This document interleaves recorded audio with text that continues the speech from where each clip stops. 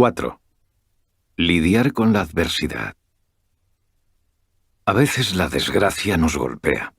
Es parte de la vida. Y aunque estemos dispuestos a aceptar la lección de Epicteto acerca de lo que escapa a nuestro control, no lograremos atenuar el golpe. Puedo aceptar que solo tengo control sobre mis juicios, que no puedo decidir no caer enfermo, pero eso no me hará dejar de creer que mi enfermedad es algo malo, malo de verdad, una adversidad en toda regla. Para los estoicos romanos, la vida está repleta de adversidades, de altibajos, y uno de los deberes fundamentales de la filosofía es ayudar a la gente a sortearlos. Nadie fue más consciente de esto que Séneca, cuya vida distó bastante del ideal de calma y serenidad al que aspiraba. Durante el agitado siglo I de nuestra era, Séneca tuvo que vérselas con la muerte de su hijo, con un destierro en Córcega que consumió casi 10 años de su vida y del que fue exonerado, pero solo a cambio de aceptar ser el tutor del joven Nerón, con una carrera como consejero de este último de la que no le fue nada fácil librarse, con la muerte de un amigo íntimo, y como corolario con su suicidio forzoso. Nerón ordenó la muerte de su antiguo tutor, acusándolo de conspirar contra él. La esposa de Séneca insistió en compartir con éste su destino, y ambos se abrieron las venas. Pero la muerte se resistía a llegar. Su esposa, Paulina, sobrevivió, y a él le dieron de beber cicuta y finalmente un baño de vapor para rematarlo. No, su vida no fue lo que se dice una tranquila existencia filosófica. Sus consideraciones sobre el modo de afrontar la adversidad se encuentran en su ensayo sobre la providencia. Séneca lo escribió cuando aún era joven, alrededor de los 40 años, bastante antes de que le ocurrieran las desgracias antes mencionadas. Nerón acababa de nacer y a él aún no lo habían condenado al destierro. Pero por esa época murió su padre, y él cayó en desgracia en la corte del emperador Calígula, que, como ya se ha dicho, le perdonó la vida en vista de su mala salud. La enfermedad, la amenaza de muerte, el duelo por la pérdida de un ser querido. Y aún no había empezado lo peor. A Séneca se lo tacha a veces de hipócrita, de privilegiado, de miembro de la élite que nadaba en la abundancia y que tuvo la desfachatez de ensalzar las bondades de la vida sencilla. Y fue en muchos sentidos afortunado.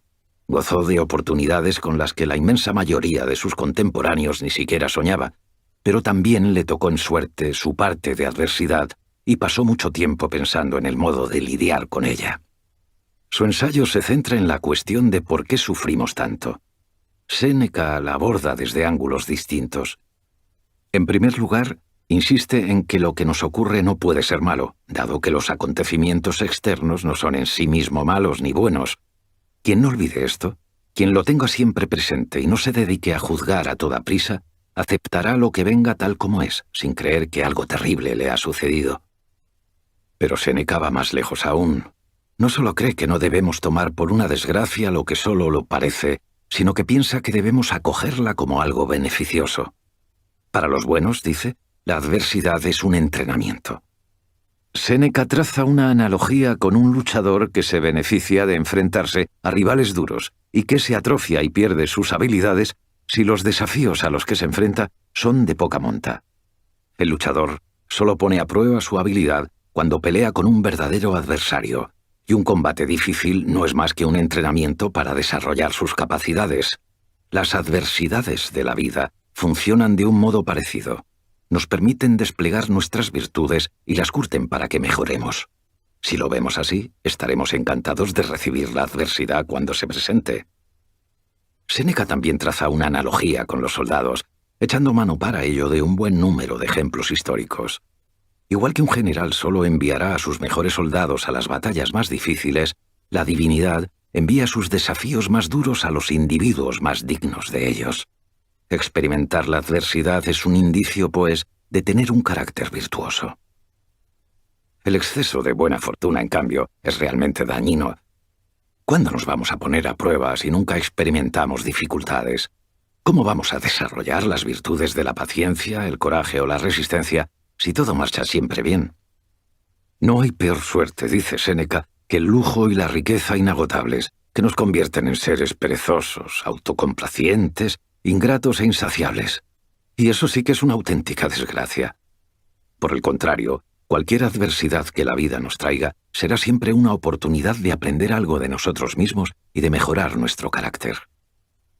A primera vista, todo esto parece depender de si uno cree o no en la divina providencia. La gente que tiene este tipo de creencias puede sacar mucho provecho de lo que dice Séneca. Pero ¿qué pasa con los que no las tienen? Si uno no cree en un Dios riguroso pero benévolo, ¿tienen algún sentido estas enseñanzas o no son más que palabrería?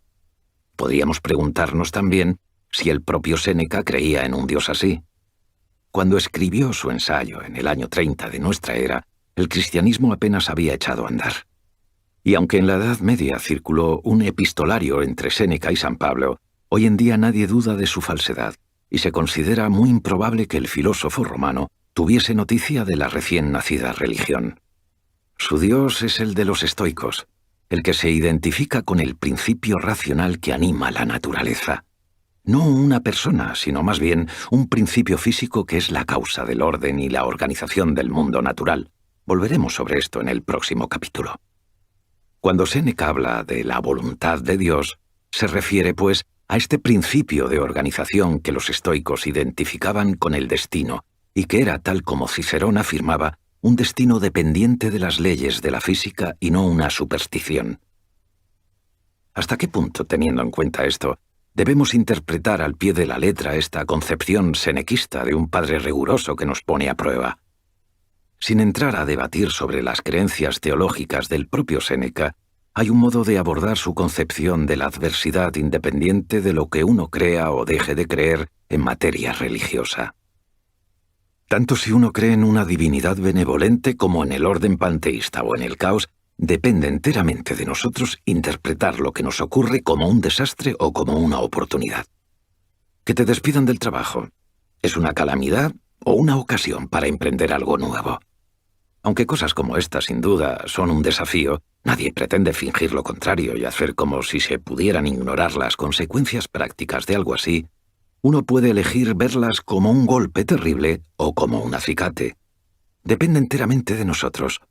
Se pueden apreciar sobre este asunto algunas diferencias entre Séneca y Epicteto. Mientras que el primero nos propone que veamos lo malo como algo en verdad bueno, o al menos beneficioso, el segundo nos aconseja prestar la menor atención posible a tales cosas y enfocar todas nuestras energías en nuestros propios juicios. Séneca conocía demasiado bien de primera mano la adversidad. Sin duda, su intento de extraer lecciones positivas de sus experiencias fue algo que le ayudó a salir adelante en circunstancias muy complicadas. Como le escribió a su madre, Elvia, cuando estaba aún desterrado en Córcega: la asiduidad del infortunio tiene algo bueno, y es que atormentando sin descanso, concluye por endurecer. A tenor del lenguaje que utiliza en Sobre la Providencia, podría parecer que se deleita con la lucha y que está dispuesto a recibir con los brazos abiertos el próximo embate por lo mucho que éste puede beneficiarle. Pero en una de sus cartas a su amigo Lucilio esgrime un tono muy diferente. No estoy de acuerdo con esos que se lanzan en medio del oleaje y, quedando por buena una vida agitada, se enfrentan cada día con gran empeño a las dificultades. El sabio soportará esta forma de vida, no la escogerá, y preferirá hallarse en paz antes que en lucha.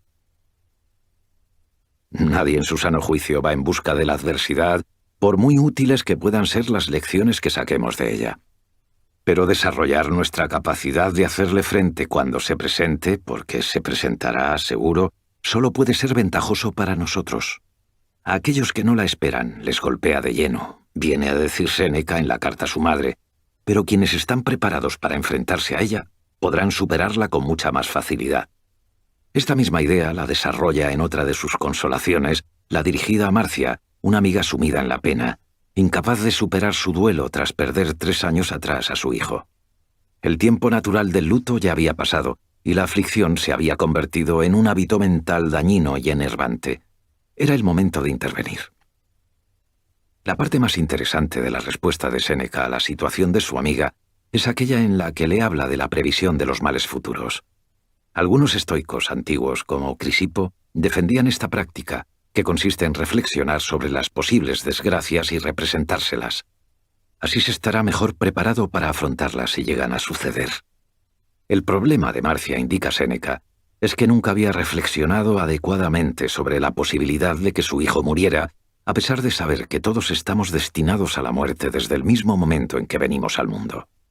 Es un hecho, no una mera probabilidad. Todos hemos de morir. Nos afligimos tanto, prosigue Séneca, porque no queremos pensar en ello, preverlo.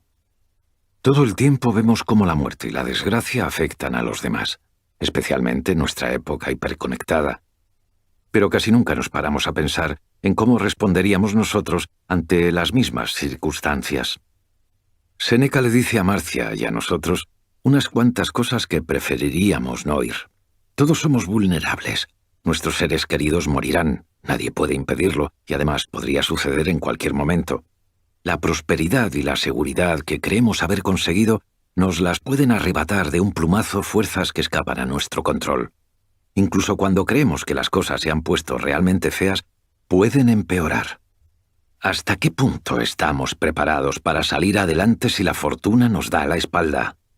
¿Reaccionaríamos con la misma calma e indiferencia con que nos tomamos a veces las noticias sobre las desgracias que le suceden a personas extrañas en países lejanos?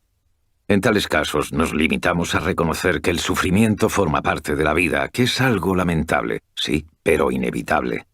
Y es que es muy fácil comportarse filosóficamente cuando el infortunio no se ceba en nosotros ni en nuestros seres queridos. Pero ¿qué pasa cuando sí lo hace? Es de todo punto ilógico, dice Séneca, pensar en la desgracia en términos de «eso no va a pasarme a mí», sobre todo cuando uno sabe bien que podría pasarle y cuando ha visto que les ha pasado a muchos otros. ¿Por qué no a ti entonces? En lo que respecta a la aflicción por la pérdida de un ser querido, el asunto es todavía más ilógico, dado que todo lo que vive ha de morir. Ha de ocurrir en algún momento, así que ¿por qué no ahora mismo? Es irracional esperar que la suerte dure para siempre. Séneca piensa que reflexionar sobre las adversidades que podrían sucedernos junto con las que en algún momento inevitablemente nos sucederán ayuda a encajar mejor el golpe cuando éste se produce. Nos ayuda a sobreponernos y a salir adelante. Lo que Séneca en efecto trata de hacer es advertirnos. Debemos estar preparados para cualquier cosa que nos suceda, incluida la que desearíamos que no ocurriera o aquella en la que preferimos no pensar. No debemos dar por hecho que todo saldrá tal como esperamos, porque es muy improbable que así sea. Es una lección incómoda, sí, pero importante.